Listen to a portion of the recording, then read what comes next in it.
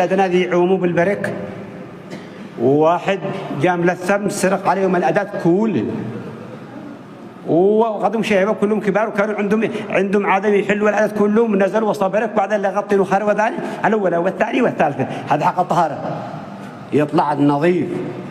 فالسارق جاهم يعوموا كلهم وسط البرك، ووصل لف الأداة كلهن وجزح. قال جدي الله يرحمه قالوا نحن حامين بين الماء بطهرة. كيف نعمل؟ قال وانا اقول يا ربي شفقه، يا ربي شفق قلبه يردهن، احنا ندري هم الخزا والزرع طالع.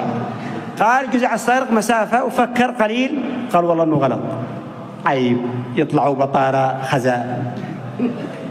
رجع رد الله عندهم هم ذي يعوموا وصل ما قال هان استتروا يا عيال الكلب. قالوا كثر خيره. ليش قالوا من اول جزع من كل شيء احسن حتى من عكان يسرق ويستحي. أما اليوم سارق ومبارر حقنا وشهد الله. أي عمل تتوليه، أي منصب تتعين بينه والناس يعينك بينه، وعندك أمانة، أمانة تستشعر أن الله تعالى يطلع عليه وأن الله رقيب عليه، وما تعمل عمل إلا والله جل وعلا مطلع عليك ويراقبك ويحاسبك.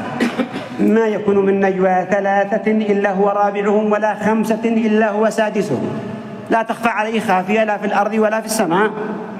صحيح واحد الحين قد يغلط حق الدنيا، فسبحان من يعفو ونهفو دائما ولا يزل مهما هفى العبد عفا.